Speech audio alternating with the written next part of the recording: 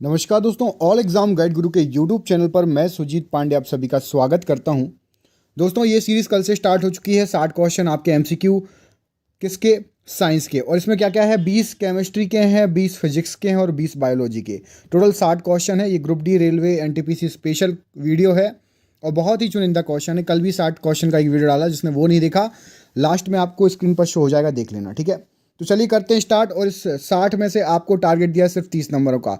50% ही number लेके आ जाओ तो पास हो जाओगे। चलो देखते हैं कौन कौन 30 नंबर सही कर पाता है। 30 क्वेश्चन।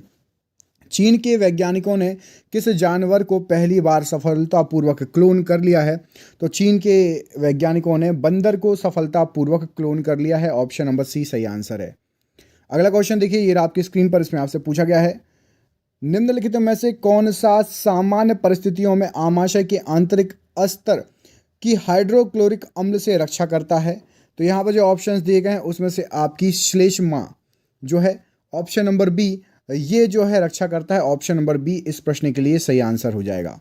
बढ़ते हैं प्रश्न नंबर 3 की तरफ। इसमें आपसे पूछा गया है, जीवों के वर्गीकरण में डैश आकृति अथवा व्यवहार का विवरण अथवा दूसरे शब्दों में विशेष स्वरूप अथवा विशेष प्रकार है? तो यहाँ पर इस प्रश्न के लिए सही आंसर हो जाएगा आपका अभिलक्षण। जीवों के वर्गीकरण में अभिलक्षण, आकृति अथवा व्यवहार का जो है विशेष प्रकार है। Option number C right answer हो जाएगा। क्वेश्चन आप देख सकते हैं किस लेवल के हैं, बहुत ही टफ लेवल के हैं। यदि आपने 30 भी सही कर दिए तो बहुत हैं। निम्नलिखित में से कौन सी प्रकाश संश्लेषण प्रक्रम में के दौरान एक घटना नहीं है? तो प्रकाश संश्लेषण प्रक्रम के दौरान आपका कार्बन डाइऑक्साइड का कार्बोहाइड्रेट में ऑक्सीकरण ये नहीं होता है। बाकी तीनों चीज़ें होती हैं। ऑप्शन नंबर डी यहाँ पर सही आंसर हो जाएगा। कार्बन डाइऑक्साइड का कार्बोहाइड्रेट में ऑक्सीकरण नहीं होता है। जिसको बाकी तीनों पढ़ने हैं, वीडियो को पॉज करके पढ़ लीजिए। क्वेश्चन नंबर 5 देखिए, सबसे छोटी वाहिकाएं जो एक कोशीय मोटी होती हैं डैश कहलाती हैं? तो सबसे छोटी वाहिकाएं जो एक कोशीय मोटी होती हैं उनको कोशिकाएं कहा जाता है। Option number option number D कोशिकाएं बिल्कुल सही आंसर हो जाएगा, ठीक है। अगला क्वेश्चन देखिए, क्वेश्चन नंबर 6। इसमें पूछा गया है, रेयान निम्नलिखित में से किससे प्राप्त किया जाता है? तो रेयान जो है आपका वो प्राप्त किया जाता है काष्ठ लुगदी से। ऑप्शन नंबर बी काष्ठ लुगदी से रेयॉन प्राप्त किया जाता है। अगला क्वेश्चन देख लेते हैं, ये रहा आपकी स्क्रीन पर। इसमें आपसे पूछा गया है, चीन के वैज्ञानिकों द्वारा क्लोन किए गए 2 अभिन्न लंबी मूंछ वाले मैकाको के नाम क्या हैं? तो लंबी पूंछ वाले मैकाको के नाम क्या हो जाएंगे यहाँ पर सही आंसर इस प्रश्न के लिए? इस प्रश्न के लिए आपका सही आंसर है ऑप्शन नंबर बी, मतलब झांग झांग नाम का एक है और एक हुआ हुआ। ऑप्शन नंबर बी सही आंसर हो जाएगा। चीन के वैज्ञानिकों ने 2 क्लोन किए हैं, झांग झांग और हुआ हुआ नाम से। अगला क्वेश्चन देखिए, ये आपका सीजीएल 2017 में क्वेश्चन पूछा गया था। वेरी आईएमपी क्वेश्चन है, सीजीएल 2017 में ही क्वेश्चन पूछा गया था। अगला क्वेश्चन देखिए, शरीर के बाहर ऑक्सीजन को ग्रहण करना तथा उसका उपयोग कोशिकीय आवश्यकता के अनुसार खाद्य स्रोत के विघटन में करना सामान्य रूप से क्या कहलाता है? तो ये सामान्य रूप से आपका श्वसन कहलाता है। ऑप्शन नंबर ए। देखिए कितने टफ क्वेश्चन का लेवल देखिए, पूछने का तरीका। श्वसन के बारे में पूछा है लेकिन घुमा के पूछा है। रंध्रों के संरक्षण कोशिकाओं का कार्य क्या है? तो रंध्रों के संरक्षण कोशिकाओं का कार्य यहाँ पर क्या सही आंसर हो जाएगा इस प्रश्न के लिए? राइट आंसर है आपका ऑप्शन नंबर सी, रंध्रों को खोलना तथा बंद करना दोनों। ऑप्शन नंबर सी सही आंसर हो जाएगा। कोशिकाओं का क्या कार्य क्या होता है? रंध्रों को खोलना और बंद करना दोनों। अवरोधनी पेशी द्वारा आमाशय में क्या नियंत्रित किया जाता है? तो अवरोधनी पेशी द्वारा आमाशय में आमाशय से भोजन का निकास को नियंत्रित किया जाता है। ऑप्शन नंबर ए आमाशय से भोजन का निकास राइट आंसर हो जाएगा। क्वेश्चन नंबर 11 देखिए, जीवों का उनके विकास के संबंधों का प्रतिबिंब है। तो जीवों का डैश उनके विकास का संबंधों का प्रतिबिंब, यहाँ पर डैश लगा जीवों का के बाद, सही आंसर हो जाएगा जीवों का आपका वर्गीकरण उनके विकास के संबंधों का प्रतिबिंब है। ऑप्शन नंबर डी सही आंसर हो जाएगा। अगला क्वेश्चन देखिए, क्वेश्चन नंबर 12। पैरामीशियम में भोजन एक विशिष्ट स्थान तक डैश की गति द्वारा पहुंचता है जो कोशिका की पूरी सतह को ढके हुए होती है। तो यहाँ पर सही आंसर क्या हो जाएगा इस क्वेश्चन के लिए? पश्चाब। Option number A right answer हो जाएगा। पैरामीशियम में भोजन एक विशिष्ट स्थान तक पश्चाब की गति से पहुंचता है जो कोशिका को पूरी तरीके से ढके होता है। अगला क्वेश्चन देखिए, क्वेश्चन नंबर 13। निम्नलिखित में से कौन सा मनुष्य में श्वसन रंग द्रव्य है? तो यहाँ पर जो ऑप्शंस दिए गए हैं उसमें से आपका ऑप्शन नंबर बी हीमोग्लोबिन मनुष्य में श्वसन रंग द्रव्य है, option number B right answer हो जाएगा। क्वेश्चन नंबर 14 देखिए, इसमें पूछा गया है पित्त रस द्वारा वसा की बड़ी गोलिकाओं को छोटी गोलिकाओं में खंडित किया जाना निम्नलिखित में से किसके समान है।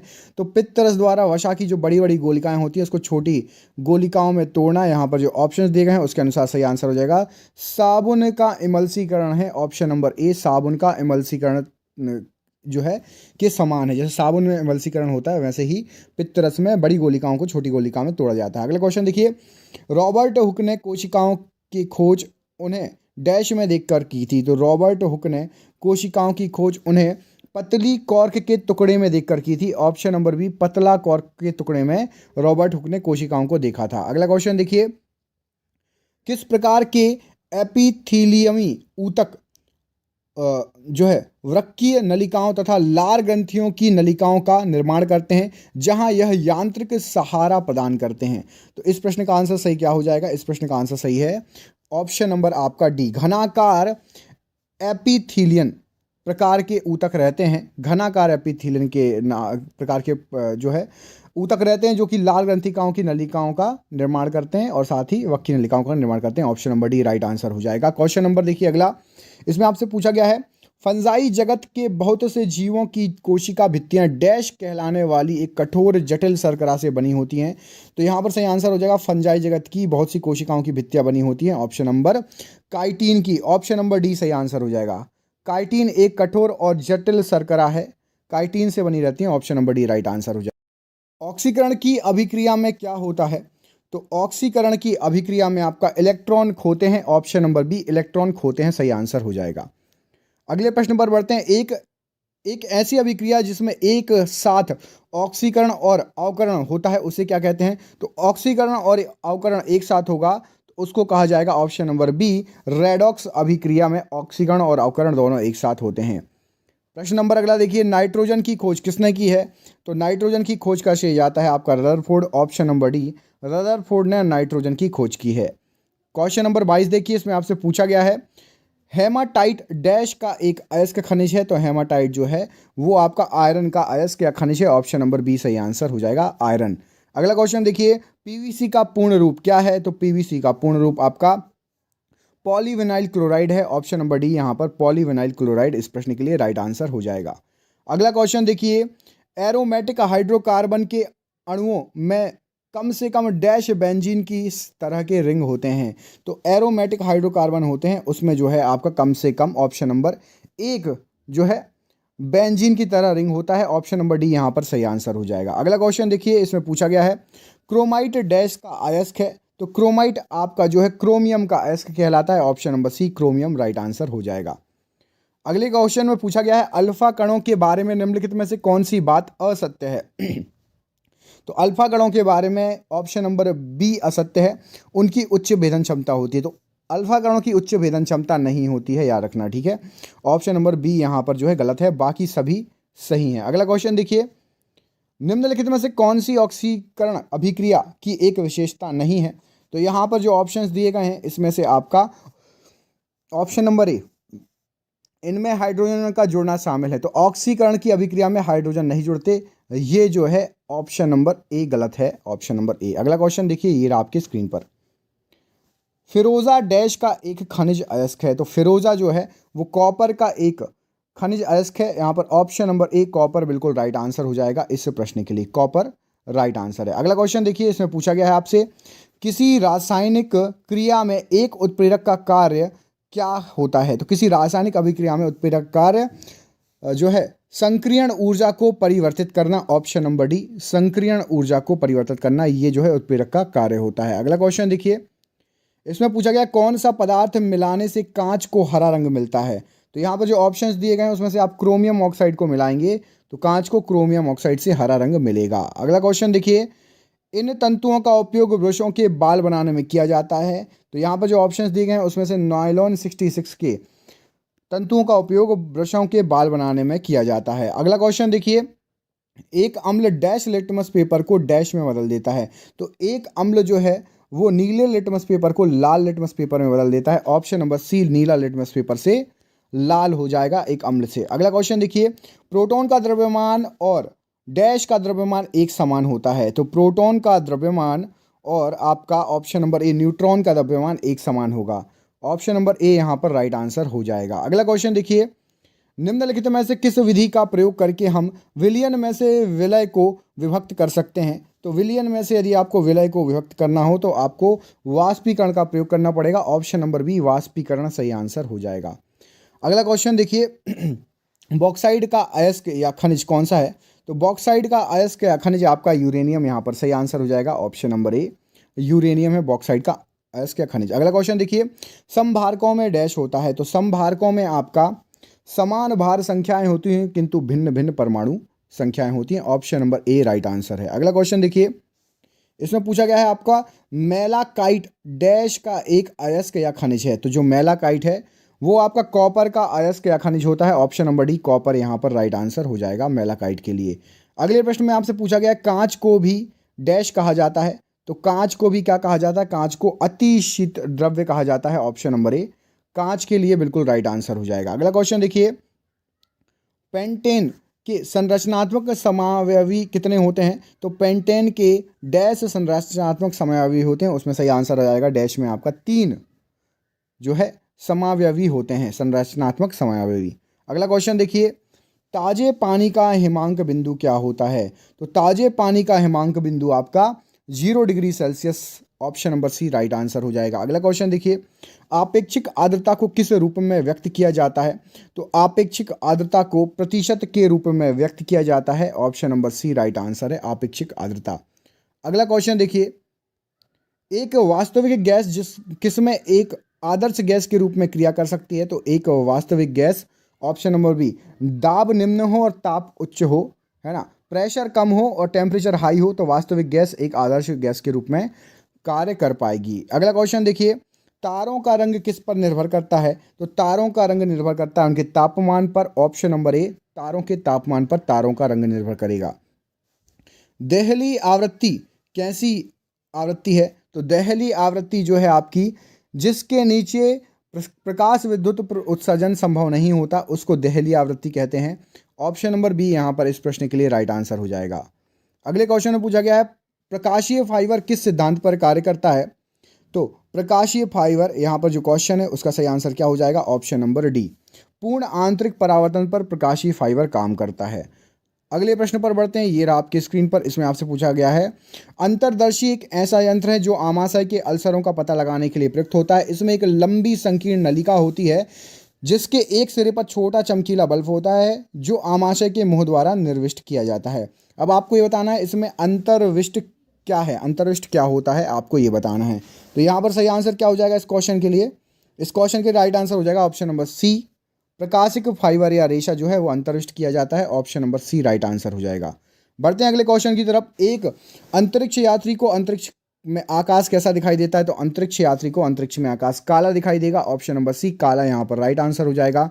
बढ़ते हैं अगले क्वेश्चन की तरफ। इसमें पूछा गया है इंद्रधनुष की रचना किससे होती है? तो इंद्रधनुष की रचना यहाँ पर सही आंसर हो जाएगा आपका ऑप्शन नंबर सी जल की बूंदों द्वारा सूर्य के प्रकाश का पहले अपवर्तन उसके बाद परावर्तन से होती है। ऑप्शन नंबर सी यहाँ पर इस प्रश्न के लिए राइट आंसर हो जाएगा।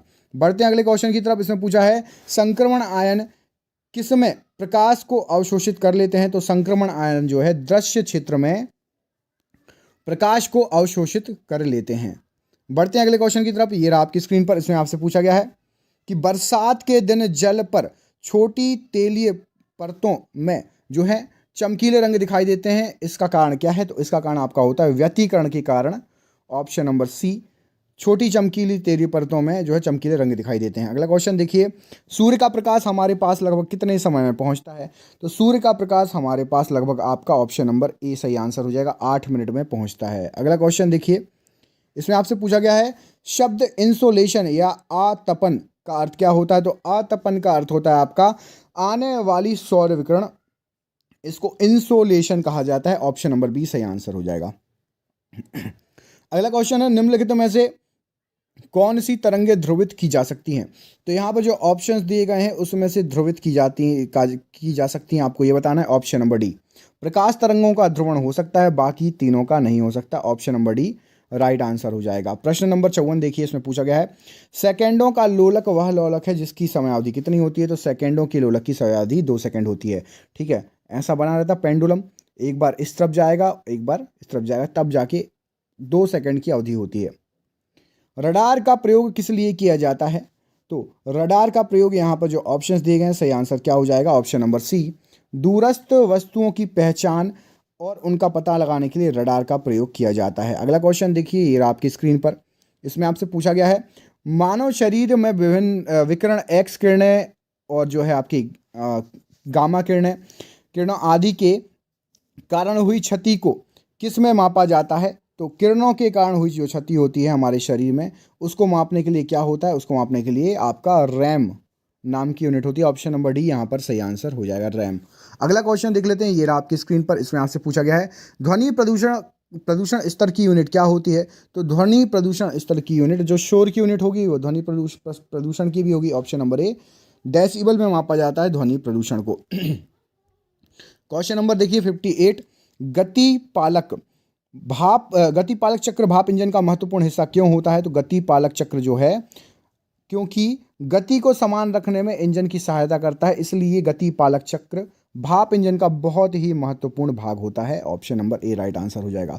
ये रहा सेकंड लास्ट क्वेश्चन। अपेक्षिकता के विशेष सिद्धांत के अनुसार किसी कण का द्रव्यमान कितना होता है। तो किसी कण का द्रव्यमान एक प्रेक्षक के संबंध में वेग में बढ़ोतरी के साथ बढ़ता जाएगा। Option number A right answer हो जाएगा। वेग बढ़ेगा तो उसके साथ साथ आपका जो है कण का द्रव्यमान ही बढ़ता जाएगा। और ये है आपके लिए सरप्राइज क्वेश्चन, इसमें केवल 2 ऑप्शन दिए हैं। बिल्कुल इजी क्वेश्चन है, आज का सबसे इजी क्वेश्चन है। एक जगह में ऊपर किनारे पर पानी 0 डिग्री सेल्सियस पर भरा है, इसमें बर्फ का टुकड़ा तैर रहा है। जब बर्फ का टुकड़ा पिघल जाएगा तो उस पर जग के जो पानी पर क्या प्रभाव पड़ेगा। ठीक है, एक ये जग है आपका, ठीक है, इसमें आपने पानी भरा है ऊपर तक और इसमें एक बर्फ़ का टुकड़ा भी तैर रहा है। जब बर्फ़ का टुकड़ा पिघलेगा तो पानी के पर क्या प्रभाव पड़ेगा, बाहर गिरने लगेगा कि वही रहेगा। 2 ऑप्शन है, 2 में से आपको कमेंट बॉक्स में कमेंट करके हमें आंसर देना है।